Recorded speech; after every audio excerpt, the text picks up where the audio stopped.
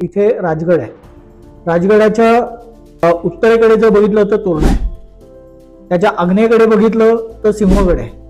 त्याच्या पूर्वेकडे बघितलं तर पुरंदर आहे. त्याच्या दक्षिणेकडे बघितलं तर रोहिडा वगैरे असे किल्ले आहेत. त्यामुळे ह्या सगळ्या किल्ल्यांच्या मध्ये असलेला हा राजगड आहे. The historical snapshot powered by Vana Agroforestry. Chhatrapati Shivaji महाराजांनी राजगडला स्वराज्याची पहिली राजधानी म्हणून का निवडली? एकतर शिवाजी महाराजांचं सगळं जहागिरीचा जो भाग होता तो मुळे पुणे ही त्यांची जागीर होती. पुणे, सोपे, बारामती वगैरे हा सगळा परिसर या शिवाजी महाराजांना जागिरीमध्ये होता.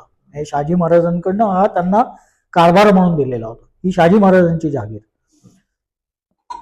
नंतर त्यांनी कारभार जेव्हा बघायला सुरुवात केली आणि त्याच्यानंतर स्वतंत्रपणे विजापूरकरांचे किल्ले जिंकायला सुरुवात केली, त्या ह्याच्यामध्ये हे सिंहगड, राजगड, तोरणा वगैरे हे सगळे किल्ले त्यांनी जिंकून घेतले. म्हणजे शिवाजी महाराजांनी सिंहगड सुद्धा जो जिंकला तो दादोजी कोंडदेवाच्या मृत्यूनंतर जिंकला. तोपर्यंत त्यांनी जिंकलेला नव्हता. त्यांनी स्वराज्याची शपथ वगैरे घेतलेली होती किंवा तोरणा घेतला होता वगैरे सगळं माहिती आहे. पण राजगडाचं जे स्थान आहे, म्हणजे भौगोलिक स्थान जे आहे ते जर बघितलं तर आदिलशाही मुलखापासून खूप आतमध्ये आहे.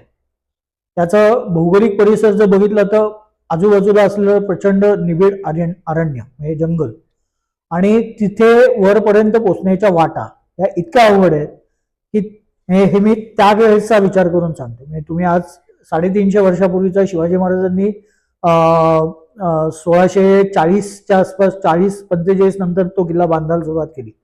त्यावेळेसचा भौगोलिक परिस्थिती मी सांगतोय. त्यावेळेसचं जॉग्राफी आणि आत्ताची जॉग्राफी यात फार फरक नाही, पण जंगल खूप कमी झालेलं आहे.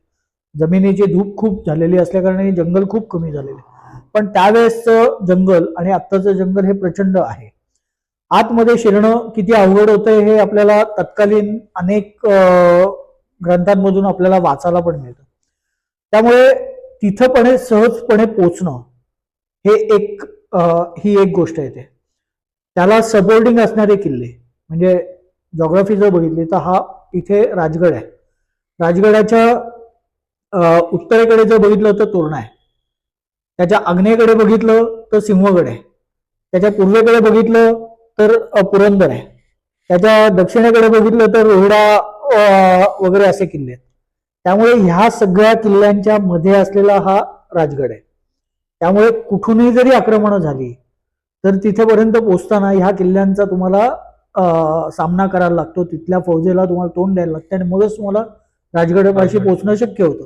आता मी भरपूर असे किल्ले फिरलोय, पण त्यातल्या त्यात मला म्हणजे जर भाळलेला किल्ला असेल ना तर तो राजगड आहे. नक्कीच माहित नाही, पण त्या किल्ल्यामध्ये एक वेगळेपण आहे.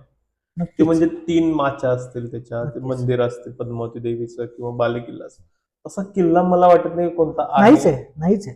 रायगडाला नंतर बनवलं गेलेलं आहे त्या पद्धतीने. नाही, पण रायगडाचं प्रत्येक किल्ल्याचं वेगळंपण आहे. हा, महाराष्ट्रातले जर तुम्ही किल्ले बघितले तर महाराष्ट्रातल्या प्रत्येक किल्ल्याचं काहीतरी वैशिष्ट्य आहेच आहे. राजगड हा महत्वाचा का, तर जमिनीपासून एवढ्या उंचीवरती एवढ्याशा चिंचोळ्या माच्या शिवाजी महाराजांनी ज्या पद्धतीने बांधलेल्या आहेत तशी बांधणी कुठेच जगामध्ये कुठे नाहीये.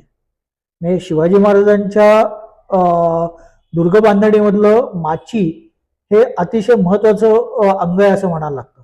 कारण तुम्ही लोहगडाची विंचूकाटा माची बघा किंवा रायगडाच्या माझ्या तोरण्याची झुंजार माची बघा, बुधला माची बघा. बुधला माची लांब 1.5-2 किलोमीटर लांबीची बुधला माची, पण ती सगळी माची तटबंदीने बांधून काढलेली आहे.